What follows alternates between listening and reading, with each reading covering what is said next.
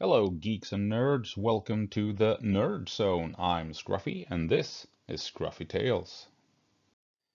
And in this video, I will be talking about how a lot of stuff concerning the Acolyte, the new Star Wars show, makes no sense. The show itself, and also some of the critique of the show. To start things off, the show is just as boring as Book of Boba and the Obi-Wan Kenobi series. Uh, there's just there's nothing that really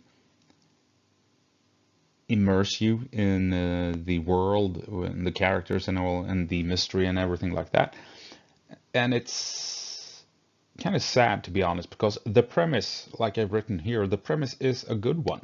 A Jedi mission that goes wrong while visiting another branch of Force users, which creates a villain. And I mean, it is a plot that holds a lot of true potential.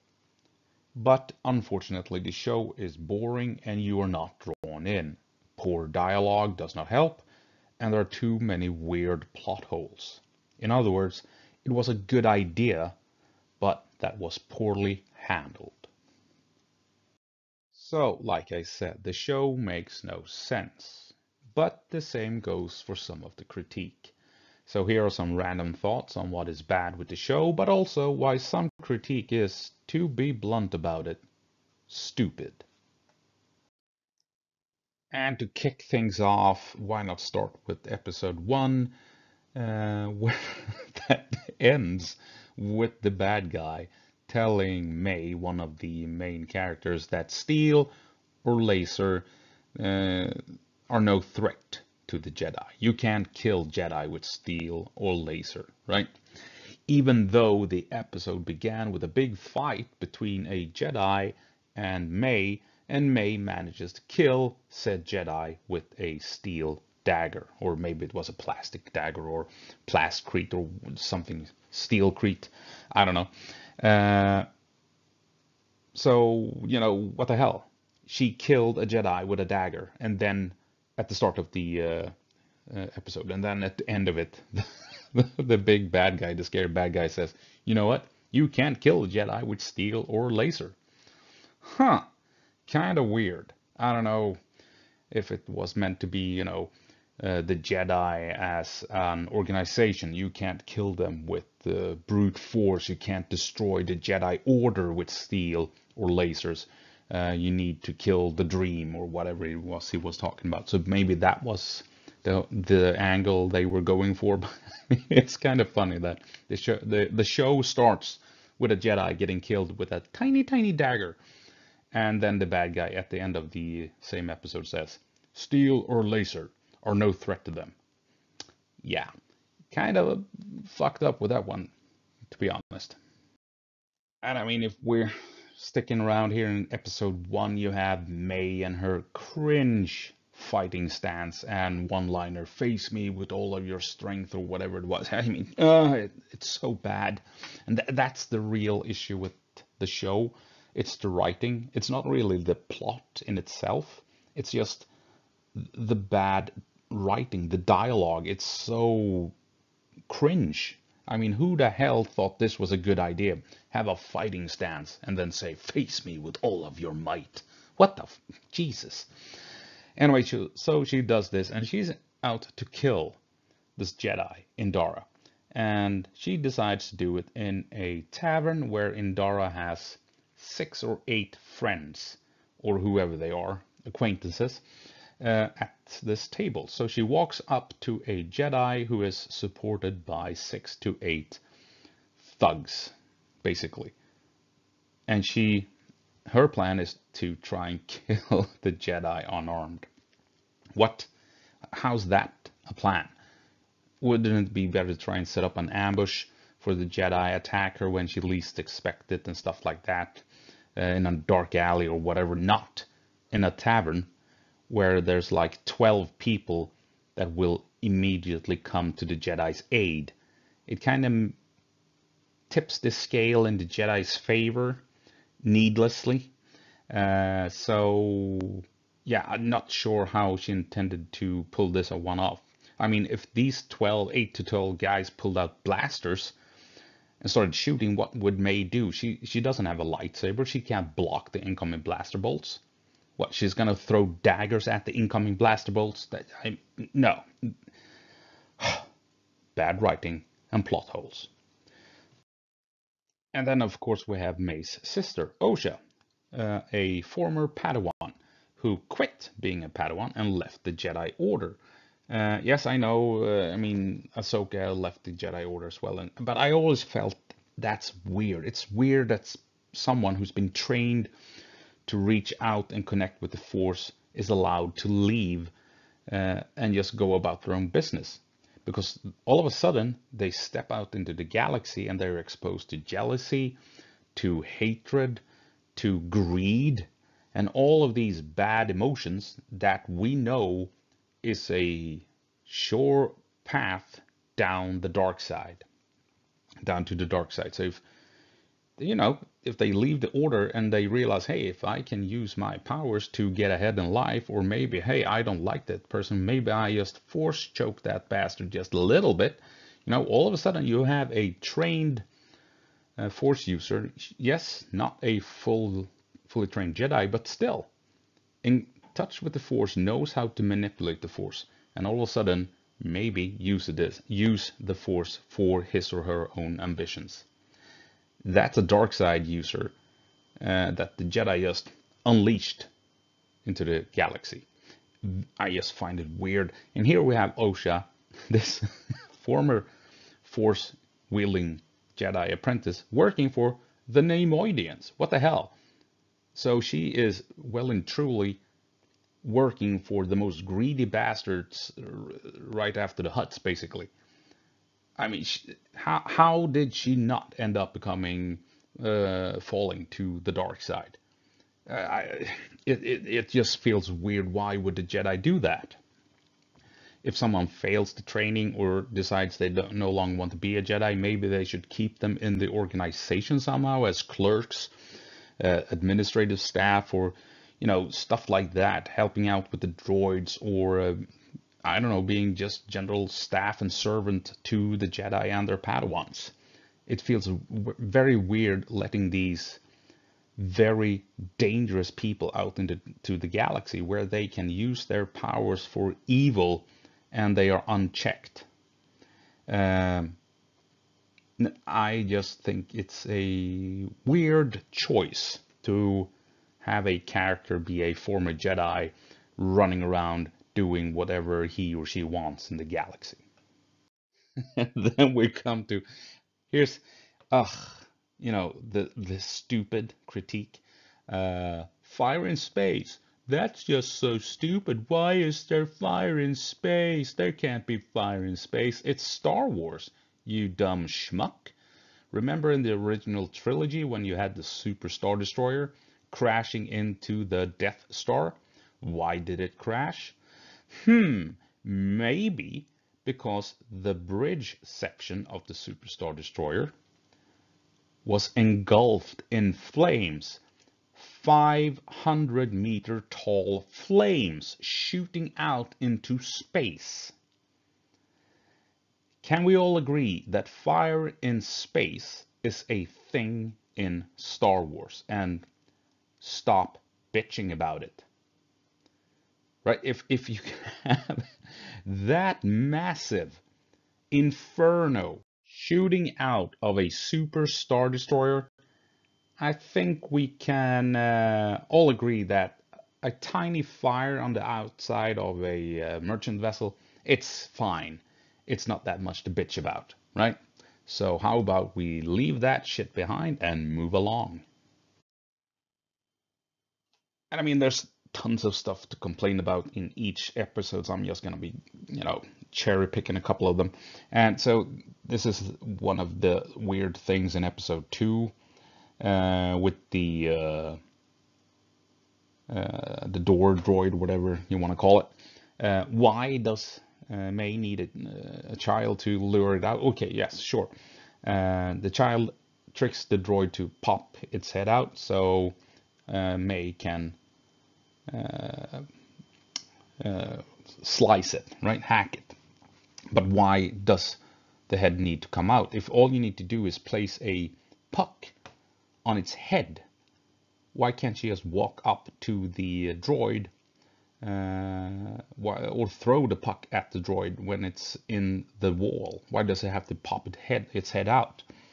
And why does the puck need to land on the head at all? I mean, it's just a weird thing that makes no sense. I mean, if she needs the head to come out, surely it's the structure beneath the head plate that is runnable, not the plate itself. It's just, I don't get it. It's just weird and makes no sense. And then, of course, May just enters the Jedi Temple and no one gives a shit. She just walks around like, I don't know, until she runs into these two Jedi in a corridor and they are talking and she is hiding, I don't know, 5 meters away from them. And they don't sense that there's danger close. I mean, Jedi usually sense that, oh no, something's about to happen, especially if you have a Force user like May, who more than likely is in touch with the dark side. Surely they would have felt that something is going on in this Jedi temple, but no, they don't. They just move along, completely unaware that there is a dark side user right next to them, right? Like she's Palpatine and has that level of power or something. It's very weird. And yeah, the whole Torben thing, yeah, I don't know. It's kind of bad. And the whole thing with the poison that he just, yeah, sure, I'll just kill myself. Why didn't he's been in the stasis for 10 years? Why didn't he off himself during those 10 years doing this meditation thing? How does he ever drink? Does he ever visit the lavatory? Or is he just pooping down on the floor is there a big pile of shit hidden behind that robe of his? I don't know. It's just questions. But all that aside, that's just, nitpicking, I guess. The real stupid thing is when one of the Jedi enter the room and we realize that there is a ceiling. There is a ceiling. There is no ceiling. It's just open space right above Torben. So why did May have to sneak through the door? Right? I mean, shouldn't she? It's a Jedi temple. Wouldn't she, scout it out, keep an eye on it, try and figure out the best way to get in? Maybe get a small droid drone thing, fly around and look at it from every possible angle to plan how to sneak in unseen. And then, she would have realized that, hey, there's a big hole in the roof here and I can climb in and get to Torben without having to bother with sneaking past the droid in the wall right next to the entrance. It's just mind-bogglingly stupid. There's a hole in the ceiling and she doesn't use it to enter the compound. Yes, poor writing and plot holes. Like I said, I'm just gonna be grabbing a couple of things here and there throughout the show. I'm making this a day or two after episode 4 aired, by the way. Still waiting for episode 5, what that may bring. Oh my god. Anyway, so the Jedi, they are, they are physical specimens, obviously, but more than anything, they learn mental control, right? Mental fortitude. They're mentally strong. And then you have this Padawan. I mean, I'm sure the guy is the nicest person alive and probably a very decent actor. I'm sorry, his physique does not add up with what a Jedi is supposed to be. I mean, take a look at what Yoda has Luke do. Climbing veins in the jungle with Yoda on his back, running through swamps with Yoda on his back, doing crazy flips over logs and obstacles in a jungle setting with Yoda on his back. Right? This Padawan clearly has never done anything of the kind that Luke has been put through, unless he actually uses the Force to fling himself through the air. I don't know if that's cheating or not. But I mean, mental fortitude, mental strength, he has no capacity of restraint. Obviously, he can't restrain himself if he's close to, you know, a fridge. It's like I said, he's probably a nice guy, but it takes you out of the moment if they want me to believe that this guy is a Jedi in training, right? So it's just bad choices overall. And now we're moving on to one of the main issues people have, apparently, or, the loudmouth YouTube channels, at least, they have an issue with this. The Coven of Witches that raise May and Osha. And they have their own version of the Force, or their own belief system of what the Force is. And they call it the Thread, and they explain how they think the Force works. Who gives? It makes perfect sense that the different factions, cults, or what have you, would be able to get in touch with the Force, and then they interpret that Force as, as they view it, as their own thing. Just like with religion on here, on our own very real life planet. So these witches, they have their own culture and their own views on what the Force is, and they call it the Thread. Complete kosher, right? Nothing strange about it at all. But for some reason, people take issue with this, and I don't know why. Because you have the Night Sisters of Dathomir that people are fine with, and just like in the Acolyte, it's a sisterhood that relies on supernatural powers, and they even have bows, and well, the Night Sisters have like laser bows firing blaster bolts somehow, and the witches in the Acolyte, they have actual bow and arrows, but it's a sisterhood that relies on bows for weapons, so it's clearly a thing in Star Wars. Except for the Night Sisters, they don't rely on the Force. They rely on some weird actual magic. Not the Force, something else, which gives them the power to create things out of thin fucking air. I mean, in Ahsoka, we can see them create a sword out of thin air. And what? People are fine with that. You can't have a Sisterhood of Witches that uses the Force, just like the Jedi. That's weird. Oh no, they call it the Thread. But when you have another sisterhood that doesn't rely on the Force, that relies on something entirely else that has never been seen in Star Wars before, and they just made it up out of nowhere for the Clone Wars, I think it was. And they have powers to create shit out of thin air. I mean, for fuck's sake, they created Darth Maul's legs and hips and everything out of, I mean, just using magic. They used their magic to put together some wires and some bolts and some cogwheels, and then used their green magic to just magically create legs. Right? And people are fine with that. But they can't have a sisterhood of witches that relies on the actual Force. No, no, no. They called it the Thread. Oh my God. It's the end of Star Wars. No. But how about we have these other sisters, witches, that just create what the fuck ever they want out of absolutely nothing, and be fine with that, because I don't know, that doesn't break canon. I just don't get it. I really don't get it. I don't see the issue with the witches in the Acolyte.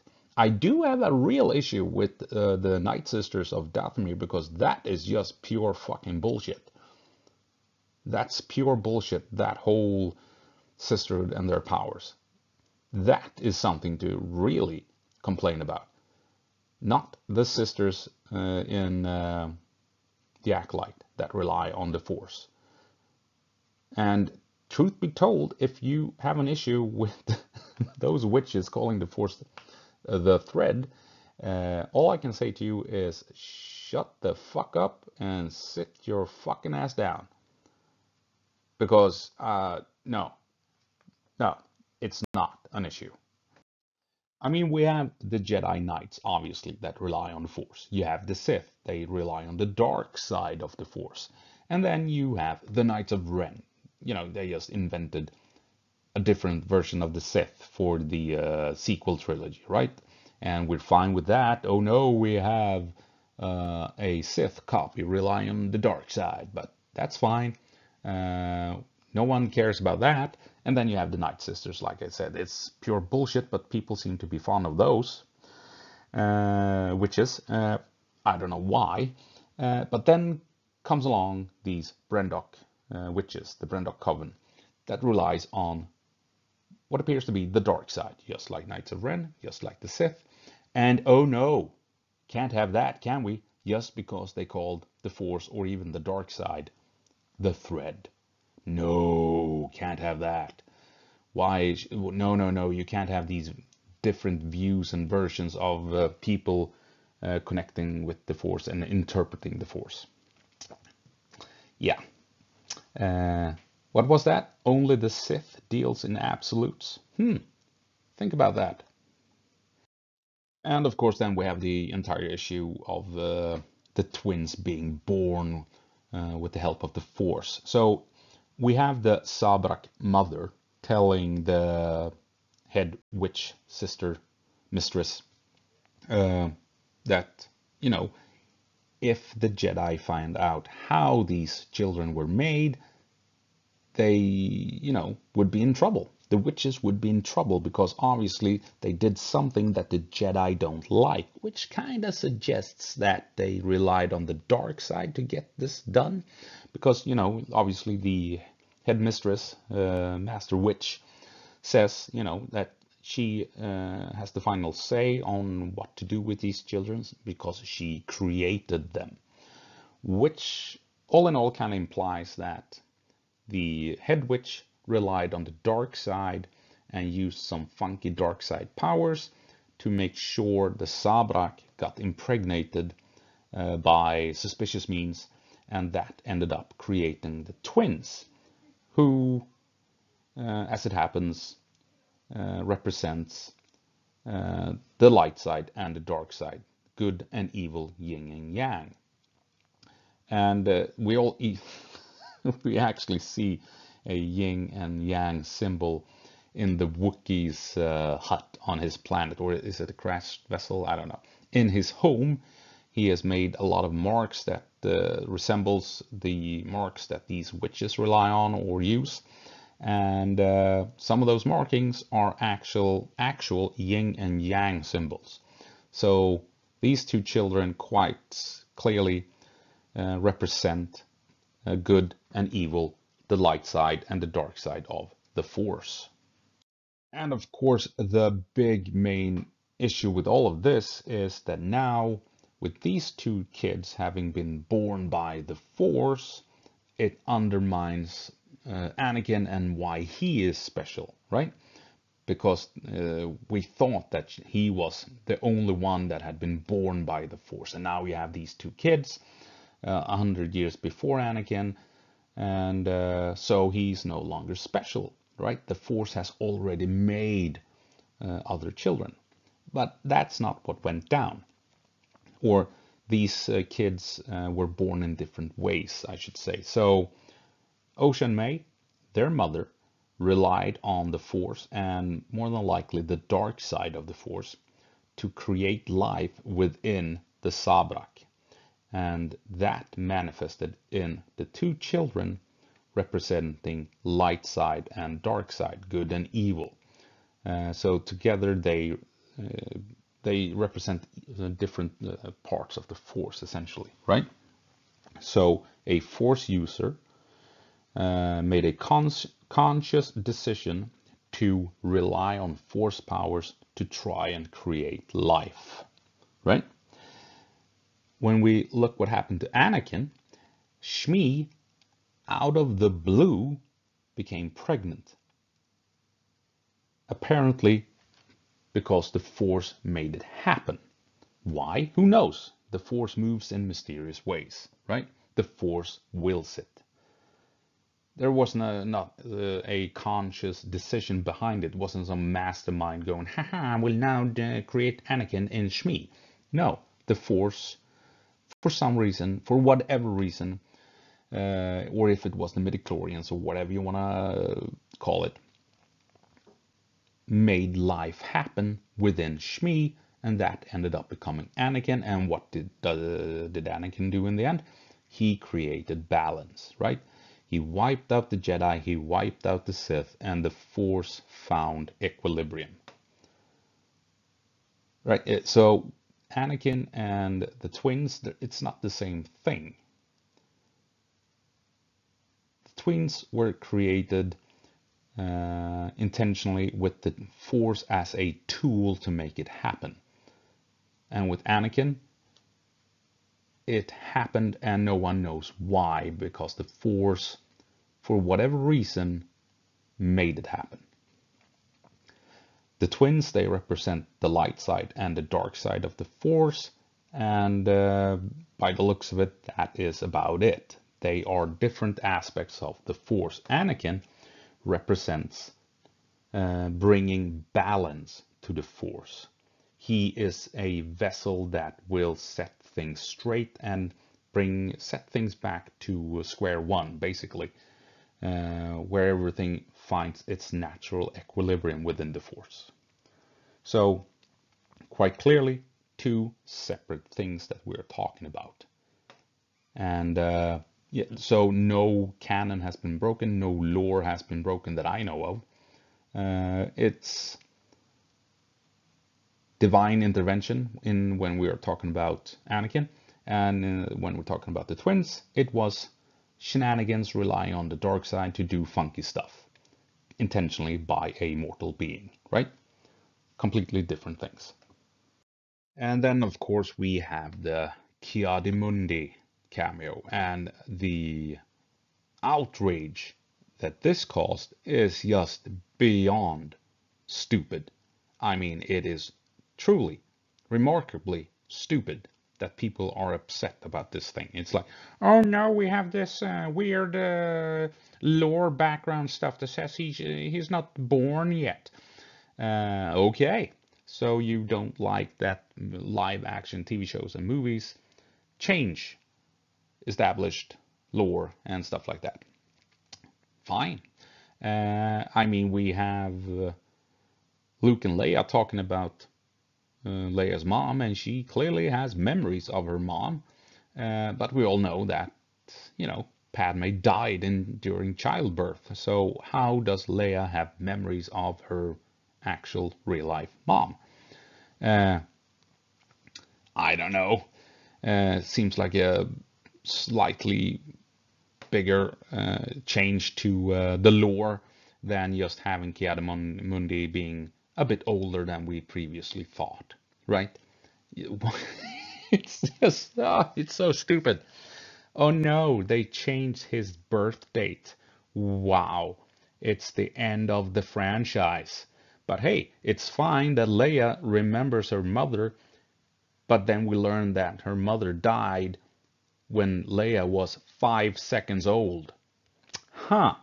Maybe it's some Dune thing going on, that they took some spice melange and water of life and she became conscious and talked to Padme while she was in the belly or something. I don't know. Yeah. Oh, it's so stupid that people are this upset about Ki-Adi-Mundi. And I mean, remember this change in the lore and background of stuff and things? Like we have Kyle Katarn, who for a very long time was the guy who stole the original Death Star plans and gave them to the rebellion. Anyone remember that? But now there was a movie that changed all of that, and all of a sudden it's Jyn Erso, who stole those plans and provided them to the rebellion. Not at all Kyle Katarn. So here we have a movie that comes out live action and tells us this is what actually happened, and all the previous lore concerning that changed. It was wiped out, and Kyle Katarn did fucking jack shit when it comes to the Death Star. And we're fine with that, but no, we can't change the birth date of Ki-Adi-Mundi. Oh my God, that is well and truly the final straw. I mean, what happened to the Solo children, Jason, Jaina, Anakin, and Ben, whatever all the kids' names were, huh? And the entire relationship between Han and Leia. It was rewritten. We had the books, we had the expanded universe, and all of that. And that was wiped out. And then we learned in episode 7 the new lore that is now what? The canon of it all, right? You had books, and then a movie came along and changed everything. And here with Ki-Adi-Mundi, it's the same thing. We had a bunch of books, some web pages that said one thing, and then a live action TV show came along with an episode that featured Ki-Adi-Mundi, telling us clearly he is much older than we previously thought, and now people are upset about it. Really? How about you shut the fuck up and sit your fucking ass down? Really? Jesus fucking Christ. Right, back to bad writing. This guy, when he's training the younglings and Padawans, oh my God, the writing here. Everything this character says is beyond stupid. Whoever wrote his lines and whoever said that those lines were okay should be left in the episode seriously need to consider changing career path. Because his words of wisdom on how to handle a sword or a lightsaber, it's so incredibly dumb. It has to be some of the dumbest lines ever created by Disney for Star Wars. It's just, I don't even remember what it was he said, but I remember seeing it and I was like, this is stupid. This is so stupid. Why are they doing this? Why are they airing it? Oh my God. And I'm sure there's some fans out there going, yeah, I thought that was very deep and emotional. Oh, no. I'm sorry, but when I heard it, I just wanted to claw my eyes out. Oh, yeah, moving on. But we have at least something positive. Well, it's positive and kind of dumb as well. They killed off the Wookiee Jedi off screen. For no reason, as far as I can figure it. It's just, it's a Wookiee Jedi. Why did you kill him? But I think we're gonna see a lot more of him in some flashbacks, hopefully. But yeah, the positive. What's positive about it is we learned that lightsabers are once more deadly in Disney Star Wars universe, because previously on various TV shows, we've learned that lightsabers, they're kind of meh when it comes to killing people. But here we are. We have a lightsaber that clearly has killed a Wookiee. So lightsabers are back in action and deadly as hell. And people should be afraid over them or about them, for them, whatever. So yeah, that's awesome. No more stupid stabbing people in the gut and they survive. Here you have a lightsaber slashing straight across a Wookiee's chest and he dies. Awesome. Very happy about it. There's just that issue that, you can't kill Jedi with steel or lasers. Uh, but yeah, the bad guy just killed a Jedi with laser. Anyway, moving on. Never mind. And speaking of the bad guy, he shows up in episode 4, kills the Wookiee with a laser, which he shouldn't be able to do because, you can't kill Jedi with steel lasers. Anyway, he uses force powers. I mean, he uses a force push. Uh, I mean, like it was God himself that came down and just flung people halfway across the planet. And this is so stupid. This is Disney Star Wars uh, madness. Uh, the level of force powers used in Disney Star Wars movies and TV shows. It's just too much. It's just silly. We haven't seen these levels of powers before from like Yoda, from Darth Sidious, from Dooku, and here we have the Disney era Star Wars, and all of a sudden they are like superheroes, supervillains, and have Marvel-esque levels of powers, and it's just freaking stupid. It's like, when Rey helps the rebels out of the cave, and she just basically lifts 50 massive boulders. I mean, she just learned how to use the Force 15 minutes before she did this feat, and just races basically an entire mountain right off the ground because she is so powerful. And then you have, obviously, when Kylo Ren stops the blaster bolt in midair. What? Why? I mean, no, no. Like I said, we haven't seen Yoda do it. We haven't seen Darth Vader do it. We haven't seen the Emperor do stuff like that. And here we have Disney Star Wars, where Force users are like beyond powerful to a crazy level, and it just it's just silly. It is silly. I mean, if Rey ever enters into a fight, why won't she just throw 20-ton boulders at her enemies, right? She can just walk around and fling buildings at them. Oh, it's no, pisses me off, right? I mean, think back to the force powers we saw before Disney took over. We have Yoda, and he's chill about it. And what does he do? He lifts an X-wing out of a swamp. And Vader, he throws boxes at Luke. That's all he does. He throws boxes at Luke. And we have Darth Maul. What does Darth Maul do? He picks up a box using the Force and throws it at a door, hitting the buttons that controls the door. That's what he uses the Force for. He picks up a box and throws it to open a door. And yes, Yoda is a bit flashy in the prequels. When rocks fall down upon him, he stops them. But as you can see, it's like 3 rocks, boulders, then small rocks that he stops in midair. And he just has this funny entrance when he throws the Imperial Guard off to the side because he's Yoda, right? So Yoda uses the Force to throw 2 people into the wall. And then you have the Acolyte, where the bad guy throws, 8 Jedi halfway across the planet with a Force push?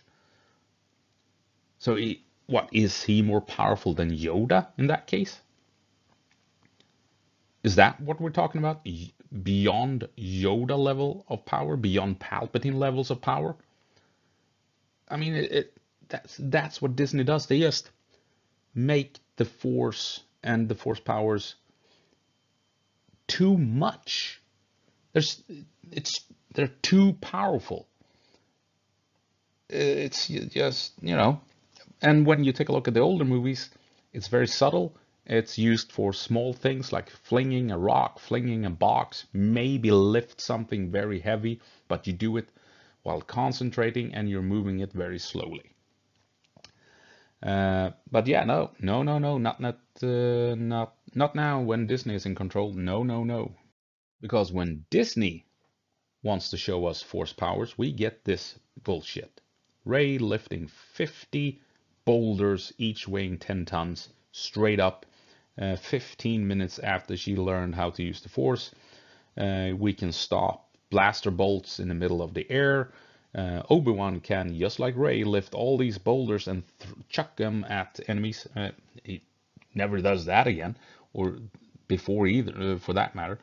And what does Darth Vader do? He does this bullshit anime manga style attack where he force pushes the ground, and that makes the ground break apart, and Obi-Wan falls into a pit. What? And of course, now we have this new weird Acolyte bad guy who just decides to throw 8 Jedi, I don't know, 50 feet backwards. It's why? Why?